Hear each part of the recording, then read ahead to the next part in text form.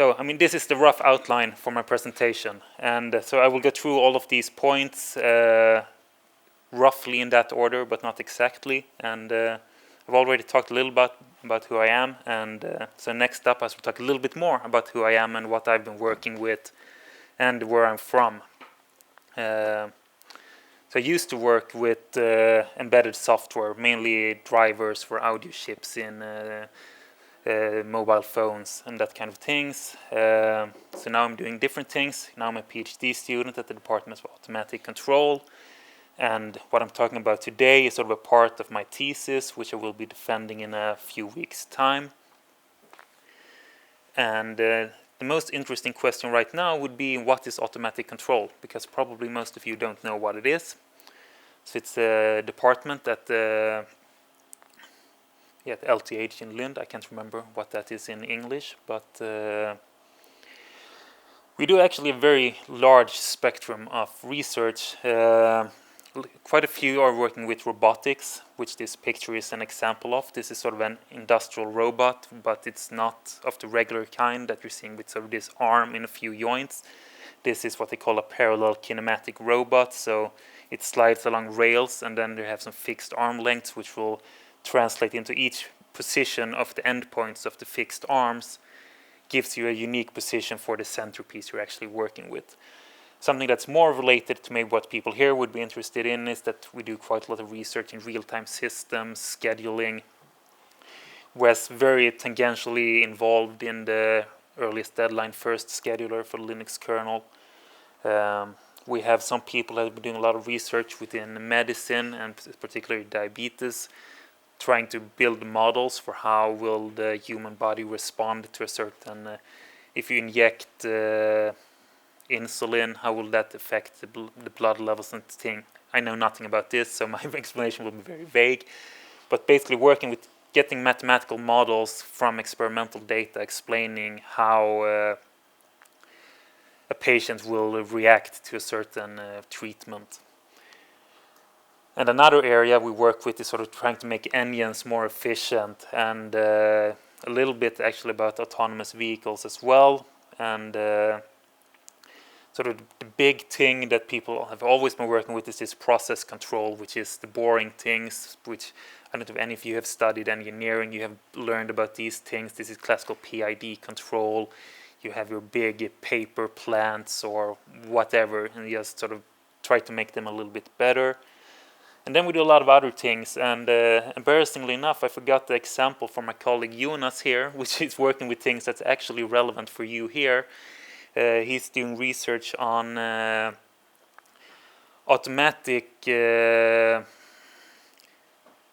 you have servers for cloud computing. So how do you scale automatically? When should you start servers? When should you shut them down to sort of have a good efficiency for your server parks, so they scale with the workload without sort of manually having to do things and sort of anticipating we will be needing more server power in 1 minute and it takes 1 minute to start the server, so let's do that now. And those kinds of things. But so this of course sounds very fun when you know what it is, but then you have the question, why would you ever start with this? You have to have some kind of trigger for why would you want to start studying automatic control. There's a very good reason for learning control.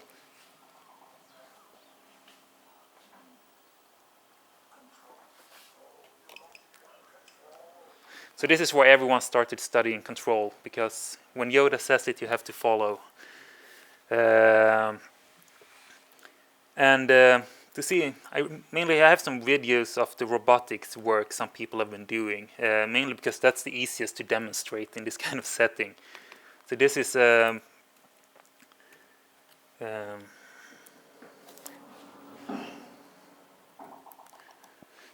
this is actually a setup where if you have this carnival thing, you're supposed to throw the ball into the holes and you always miss. So then the idea is, well, what if the holes would move so you always hit it instead? So they've taken an industrial robot and you're throwing balls against this target where you're supposed to hit a very narrow hole with the ball, and using some web cameras in the roof, it automatically tries to determine the trajectory of the ball and anticipate where it will end up. So you basically end up having perfect hit ratio. So whenever you throw the ball, it will actually go inside the target. So this is kind of perhaps not something you like your tax dollars to go to, but that's fine. It's actually, we do other things as well, so this is another quick robotic demo. So this is, perhaps some of you do, you have a software, you're repeating a task. So this is some classical industrial robotics where you're performing a task. The difference here is sort of the cutting edge of research is actually not just doing a predefined sequence of operations. So what this robot is doing is that it has some force sensors. So it tries to approach the task more like you and I would do and sort of feel, are these parts fitting together? No, they're not exactly correct, and then we'll jiggle it around a little bit and make it work. And this makes it possible to do this kind of task here. If you've done that with traditional robotics, it would sort of break the components, because if you have a very slight error in the position, then the robot will have no idea that that's actually happening, and it will just move straight towards and push the things together, because it doesn't have any feedback from what's actually happening. And that's actually a key word in automatic control, is this feedback. And basically that's everything I'm going to be talking about automatic control, because even though I'm at the department, what I'm doing is not really control related. I would work more what we would call about estimation. And this is a dummy example, but still, if we see that you have some theoretical airplane moving through space, and you have a radar station that, if I'm the radar station, I can sort of see in that direction there's an airplane, and it's approximately this far away. And then there's an uncertainty. I mean, am I pointing in that direction or slightly sort of an angular uncertainty? And then you have a distance uncertainty. And so if you just take those measurements, it would end up looking something like this red line here. So all of these small errors make a very bad estimate for how the airplane actually moved. And then we can say, but we have some knowledge about how an airplane moves. It's not going to be suddenly moving backwards or something like that. So then you can sort of have some knowledge about the model, and that would give you this blue dashed line instead, saying this is how I actually believed the airplane moved. I have some bad measurements, and I have some knowledge about how an airplane works, and that means I can give you a better informed estimate by combining this knowledge. And that is what I work with. And again, if any of you studied engineering or anything similar, you might have heard about Kalman filters. That's sort of a joke about some of us at the department that says if you ever said that you used a Kalman filter, that's a very strong indication that you don't know what you're doing. Because it's a little bit like saying I solved this mathematics problem using pen and paper. It doesn't tell you anything about how you actually solved the problem. It's more about, it's a buzzword people use very, very often when they don't really know what they're talking about. But what I can say is that the Kalman filter solves the kind of problem I was just talking about with the airplane and the noisy measurements and so on, but it does it for a very specific subset of models. So basically what we would call linear models with Gaussian noise. And if you don't know what that means, that's fine, because that's not the point of this talk. And the important thing about the Kalman filter is it gives you sort of if you have an equation, you can solve the equation for x. And basically the Kalman filter is working with problems where you can actually find a solution to x, almost by pen and paper. Whereas I'm working with something we call particle filters, which do not admit this easy solution where you can just sort of find ahead of time how the solution will look. And this is where it gets interesting computationally wise. So what this does instead is that it gives you approximate solutions, and this is done by finding lots of possible solutions to the system and then sort of evaluating which of these simulated possibilities actually corresponds well to the reality that we observed. And so then this would be for difficult problems, and difficult in this case means that it's not linear and or not Gaussian. This is sort of fairly new, depending on what your definition of new is. Programming-wise, the 90s is a very, very old. Mathematics-wise, the 90s hasn't really occurred yet. So what can you use these kinds of methods for? I mean, apart from non-linear, non-Gaussian, which doesn't mean anything to any sane person, you can do something called simultaneous localization and mapping, which is how I got started with this. And that's actually what this picture here is representing. It's a small Lego robot, and it has an ultrasonic rangefinder. So simultaneous localization and mapping is basically you're in an unknown environment, and you would like to create a map of the unknown environment, but at the same time you would like to use the map, which you haven't yet created, to keep track of your position in this environment. So it's sort of a chicken and egg problem, where you have to create the map as you go along. And I will have one more slide about that actually. And then I have some colleagues to work with radio channel estimation, basically trying to figure out if you have a cell phone and it's moving in a room. So what will happen when I'm 1 meter further in this direction? How will the electromagnetic fields have changed? And you could use this, could also be used for sort of keeping track of your position indoors, or it could be used for, we have this MIMO system with lots of antennas and everything. You can actually make better, when I'm moving here, we should be focusing the power from the base station towards these antennas, because that will give better reception for the cell phones we actually have in the area, so without wasting power, sending a lot of energy in directions where no one is listening, basically.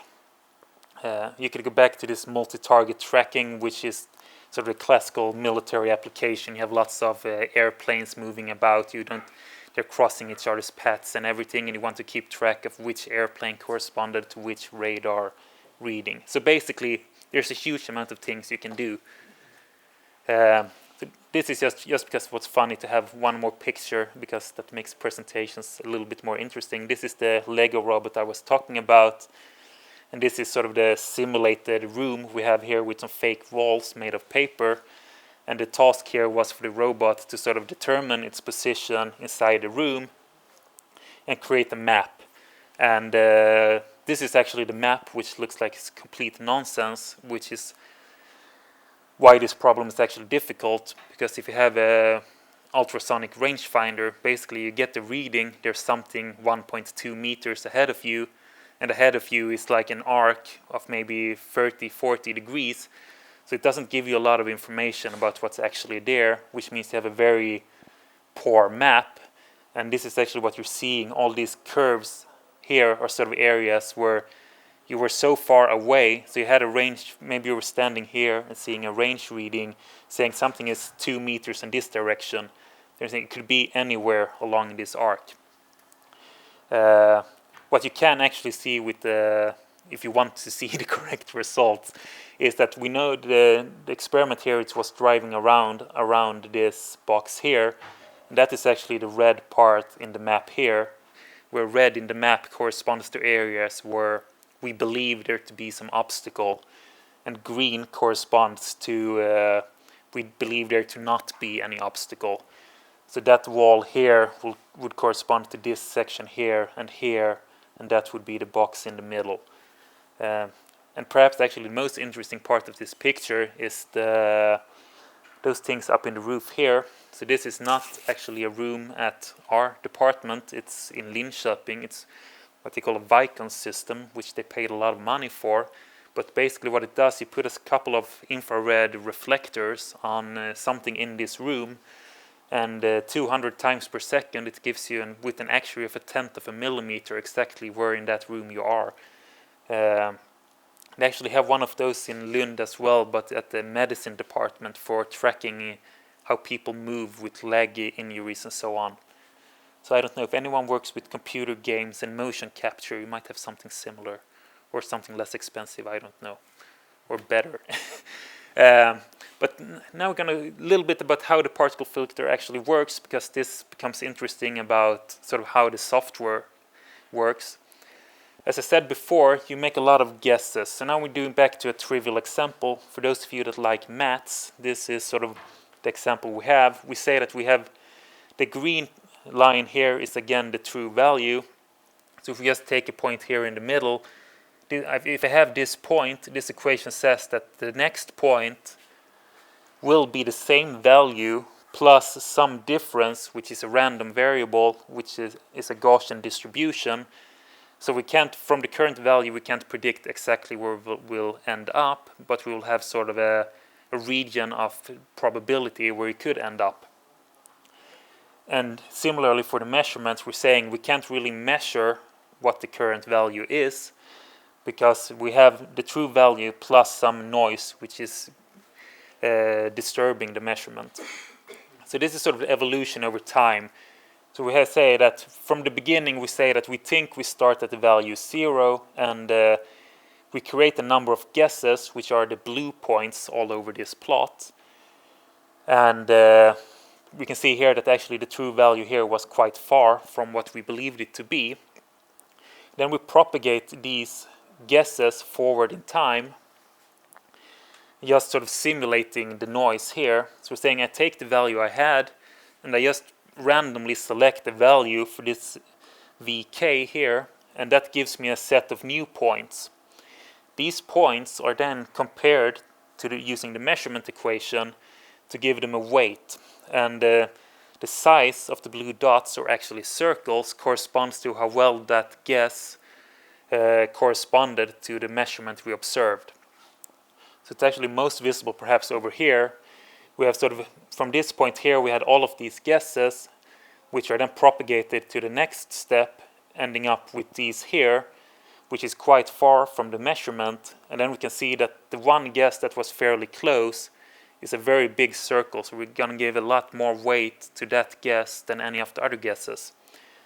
And then if you just take the weighted mean of the guesses at each time, you would get the dashed black line. So this is the kind of problem and method my software wants to work with, which takes, we have something that is usually a lot more complex than this example, but you have some model for what is happening, and you want to use this kind of simulation method for testing a large number of possible realizations, and then you want to see which of them corresponded to the reality. So that is the software design goal, sort of what I would have been doing, is to make something where we can actually easily test something. If I have a new problem, be it this indoor navigation problem I had or something else, how can we sort of focus our energy on describing that problem and not focus time on sort of redoing the algorithmic parts? And that's sort of to make these sort of theoretical algorithms more usable, more accessible for everyone else, so without spending time studying the maths behind them. And of course, I would like to be able to reuse the software and so on, perhaps integrate it into something else. And so that ended up why I made the choices I made. So the first thing, as mentioned before, you guys are basically paying me because we're paid by tax monies partly, and that feels to me that I should be sharing my work. So it's natural for me. I want to license this in some open source license, and then of course I don't want to build my software on top of something you don't have access to. I mean, it would be ridiculous for me to give something away for free, but for using it you would need to buy something else. So that means I don't want to use MATLAB, and that sort of is, in this setting, probably everyone is like, why would anyone ever use MATLAB? But sort of in my world, you're a bit insane if you're not using MATLAB. So this is a song from that's popular, I guess, in different places. So it's a song about MATLAB and how good it is. And I've been searching, actually. There's a great song about C, Write in C. If you haven't heard it, it's sort of a new lyrics for the classical Let It Be song. You can find Java, you can find on YouTube, there's some Lady Java. I watched it, I almost changed to using Java, but because there is no songs for Python. So that is sort of a deficiency, I guess. But still, I went with Python for this work, and it's actually the first work I've really done using Python. But I mean, it's a good choice for me because I want to give my work away for free. You can find Python for free. You can run it on basically any operating system you want. So I'm sort of not restricting my potential users. And it's actually gaining momentum within the academic world. People are starting to use it. It's very popular in the machine learning community, which I would say that I'm tangentially a part of. So the machine learning is this, if you come from the computer science world, machine learning is what you're calling, as someone else once said, machine learning is your word for what you're doing right now that we did in the 70s. So it's basically statistics. But if you're coming from that part of the academic world, you're using Python. If you're coming from the classic math and sort of applied subjects part, you're used to using MATLAB. But the numerical analysis department, at least, is starting to use Python. They have in their advanced courses, and also their basic programming course is actually done using Python, which I find is a pretty good choice. But how do we leverage Python to sort of find my design goals? So as I talked about before, we had a mathematical model for sort of combining our knowledge of what should be happening with what is actually observed. So somehow we should describe that. So that is a class in my world. And then sort of the algorithm parts are then working on a predefined set of methods that each object from one of these classes has to implement. And sort of to enforce this, I've used this abstract base classes module, which I guess is not very Pythonic because this whole thing with the duck typing, but it gives a very clear message to the user, at least. If you're going to be using this, if you implement this interface, then you will get a warning if you haven't implemented everything that I expect you to have implemented. Then of course you don't actually have to inherit it from those classes. You could just implement it directly.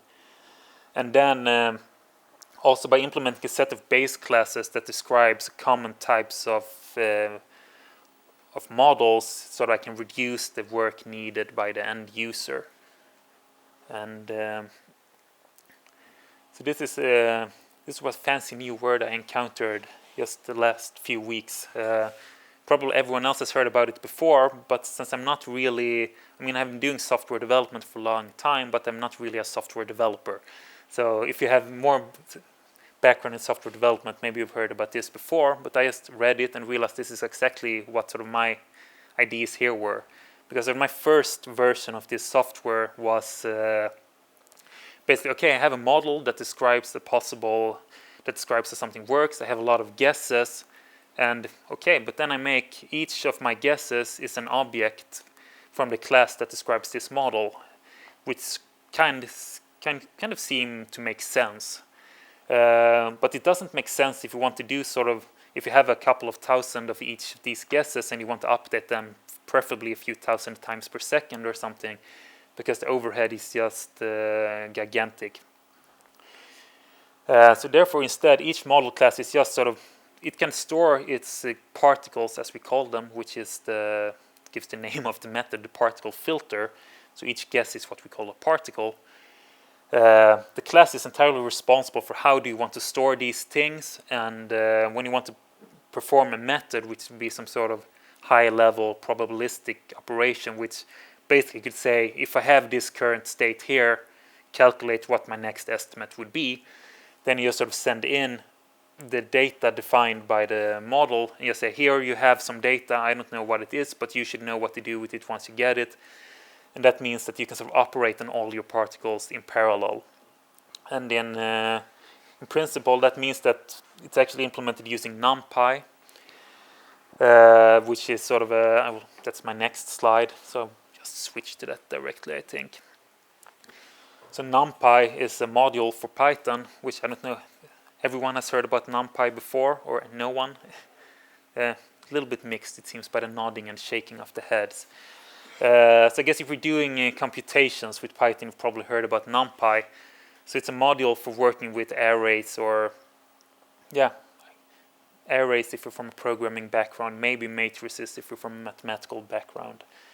And it sort of gives you an interface for creating sort of efficient storage of large amounts of data, and it gives you operations that you can perform on this data in parallel. So if you want to have if you have an array of 1,000 values and then you want to calculate the cosine of all of these values, then you do one method call which does that for the entire array and does it very quickly actually. And related to NumPy is something called SciPy. It's actually been quite fussy for me, the exact relation between them, so I was checking it up a little bit before this presentation. So basically SciPy builds on top of NumPy but gives you a lot of more functionality. So basically it has the arrays from NumPy and some of the operations as a basis that gives you more and more functionality. And so this is the part of the talk I was promising to talk a little bit about what I actually found useful from this.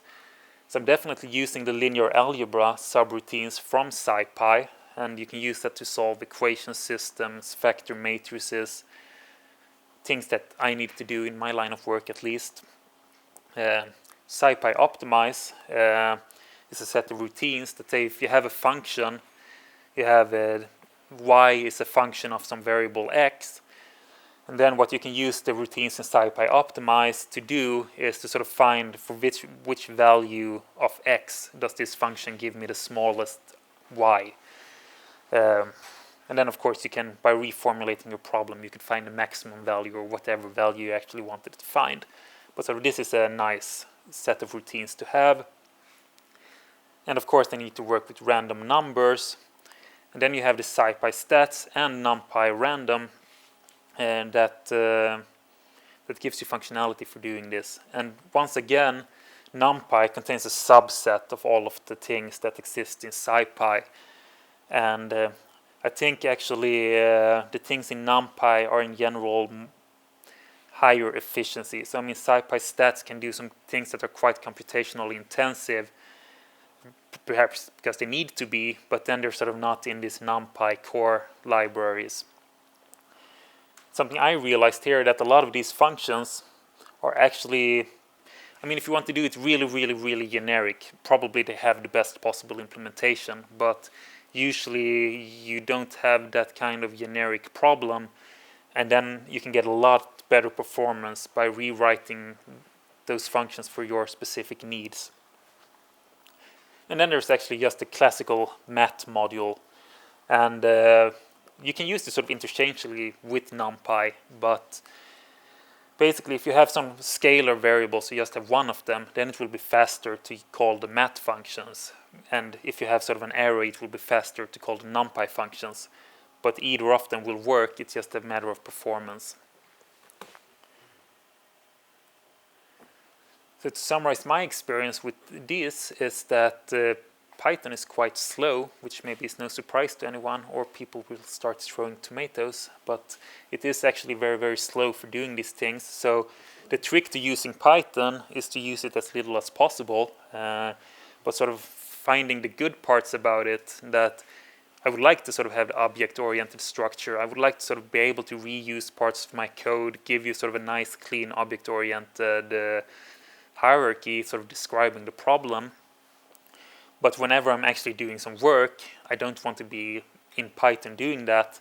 And I mean, the absolutely easiest way to do it would be to sort of just try to reuse the functionality you have from NumPy, sort of put your data into one big array and figure out that there is some existing NumPy function you can use to compute what you need. And when that doesn't exist, I've rewritten some parts using Cython, which I will mention a little bit more. I also looked into something called Numbaa, which is sort of some just-in-time compiler. I actually didn't get it to work, which I don't think is a problem with Numbaa per se. I'm sure their code is working, but it didn't work for me. And so what you do here is you add some decorators to your code, and it will sort of use that to try to generate compiled code using LLVM just before you call your functions. And I mean, if I remember correctly, it was 1 or 2 years ago. I got it running, but there was absolutely no performance difference for my code whatsoever. So probably I didn't get the decorators to match exactly what they wanted to make it work. So I went on the Cython track instead. So Cython is also sort of a Python extension where you add decorators to your code and specifying types and so on, which allows you to compile it to C, and then you can compile the C code to some actual object code which you can call. And my view on that is it's easy because you don't have to care anything about how do you actually interface C code and Python code, because that's sort of transparent to you, the user of Cython. And writing Cython code is actually very similar to writing C code, but I actually find you have to write more, and it's not always that easy to realize if you've done it correctly or not. You can make a very small mistake, and then you will get none of the performance benefits because you hadn't given it enough information, so it falls back to a pure Python mode. So you have to really check that you get the best possible performance. Another big drawback with this is that you can, of course, distribute your Cython code, which by convention is called .pix, but then people need to have the Cython module to be able to build it. But that is not a big problem because you can just sort of ship the C code instead, because then the end user will have to build it for their platform. But then your Windows users won't be very happy. And I mean, unless you pre-build binary files for them, almost no one on Windows can actually build the code, because I haven't looked a lot on this because I don't use Windows and I don't have very much interest in pre-building binaries for Windows users because, well, I'm not really targeting consumer end users, people that work with my kind of things. You can expect them to actually run some other operating system or be able to fix these things. But apparently to build a Python module from C code on Windows, you have to have the matching compiler version that your Python interpreter was built using, and that is not something that is trivial to find. It's some old, I see some nodding here, so you people know about this obviously. It's some old version of Visual C++, which isn't distributed and you can't really find it anywhere. Unless, I guess you know where it is, then you probably can find it. I think that's getting updated though. Okay. There's a lot of window works going on. So perhaps they will use something that is freely available as well. So what I'm doing to sort of avoid this problem is that I'm distributing raw Python code for the same functionality, and during the setup.py script it checks if it can build the code, and if it can't, it will install the Python code instead, which is a couple of 100 times slower, or perhaps even 1,000, but that's what you get for running Windows. So this is an example of Cython code, actually. So, I mean, to me it looks like C code, just you're missing some curly braces, otherwise it could be C. So you say that don't bother checking boundaries for the arrays I'm indexing, they will be correct, which gives you a huge performance improvement. You have to define all the input parameters, what types they are, if they're arrays, sort of their dimensions. Your index variables for the loops are defined. And here is sort of one of these tricky parts. So this is a 4-dimensional array, and if you had skipped this 0 here, it would have done exactly the same thing, but it would have been doing it in Python and not in compiled C code. So if you miss this 0, it will be mathematically correct still, but you will not get the performance improvement. And this is what I mean that Cython can be a bit hard to predict. That something that is valid code that produces the outputs you expect it to do could have some small mistake you did. You forget to define some variable type or something. Everything will work, but it just won't be very quick. The other big drawback that I found with using Python is that, I mean, as I said, I have a couple of 1,000 guesses and I want to calculate a new guess based on them. This seems like something I could do in parallel. And I could. But there's no multi-threading in the C Python interpreter. Within the quotes here is because there actually is. If you're calling external code, such as a Numpy routine, another thread running in the same interpreter is actually allowed to execute. So if the majority of your time would be spent in external libraries that are not written in Python, then you could actually have some kind of multi-threading, because it releases the global interpreter lock when you call these functions. But still, there's no multi-threading. I don't know if people heard about it, there's PyPy. It's another Python interpreter. Its main goal, I guess, is to not have the global interpreter lock. So it would sort of allow multi-threading, but the problem there is that it does not really have a full NumPy support. Somewhere around 80% of the functionality is supported. So maybe in the future you could run PyPy instead, and it's expected, I guess, to give big performance improvements for regular code as well, not just scientific code. And I guess the other option would be multiprocessing. And multiprocessing is multi-threading but running in a different process, so you don't share a memory space. And if you're sort of just communicating a little bit of data back and forth and doing a large amount of computations in each process, that's not really a big overhead. But sort of in my case, I would be interested in I have an array on a lot of data. I would like to process this array in parallel, and then we'll produce another array of the same size. And usually the operations on each element aren't really all that expensive, which sort of means I don't think I would get a really big benefit running it in multiple processes, because the copying of data would create a big overhead.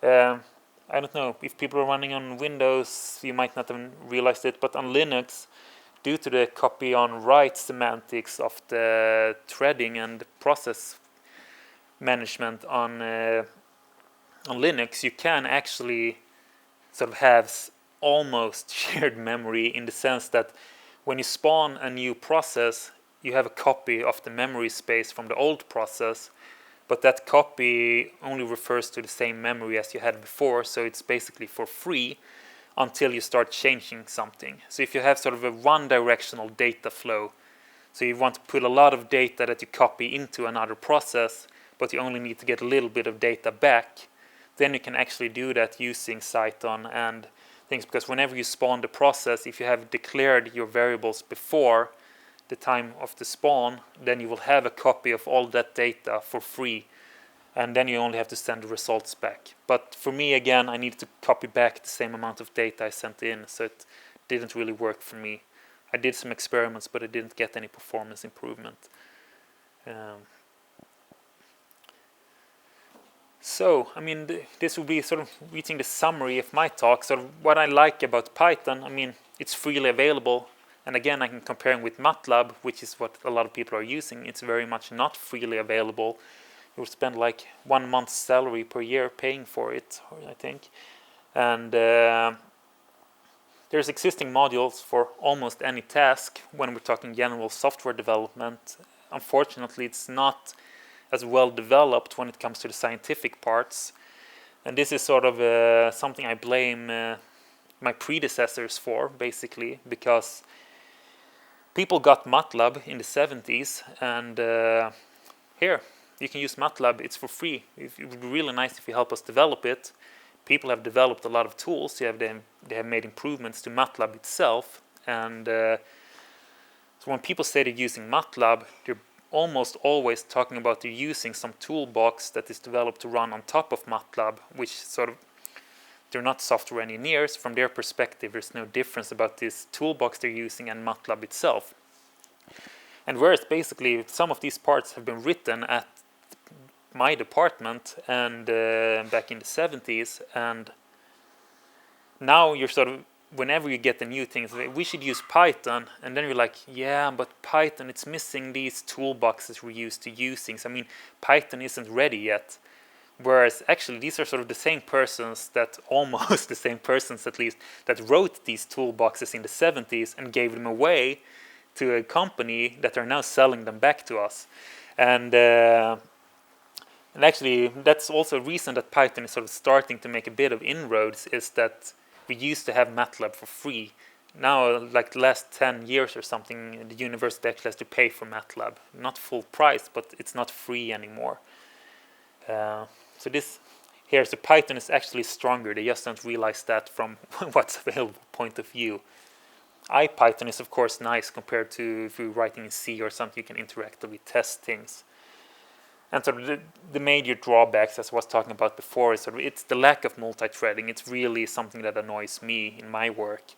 And the fact that you have to sort of, you can't just intuitively write what you want to do. If you have a mathematical expression, so you always have to think about how can I reformulate this as an operation on arrays using NumPy, and having some weird function call which has a number of take like 5 different arrays, and it will do some weird operations depending on some parameters, and realize, okay, for this setting of input values, this will actually accomplish what I needed to do. So you sort of spend a couple of hours thinking about how to reformulate something to fit into the syntax that you could use an existing NumPy function for. And I mean, you wouldn't have needed to do that if the actual Python code would have been nearly quick enough. So yeah, I'm not unhappy about my choice of Python, but still, sort of these are the big contenders, I think, in my world, where R is a statistical language, which people that work with these types of methods are using quite a lot, and Julia is some sort of up-and-coming Python look-alike, but they promise a lot better performance. I haven't looked at it myself yet, but sort of that's sort of the big talk about people that talk about these things. And that basically concludes my presentation. So if you want to know more sort of about theoretical aspects, which I'm guessing is not your area of interest, then you would be welcome to come to my dissertation and listen to people complain about my work for 2 hours. If you're interested in code, you can find it online here.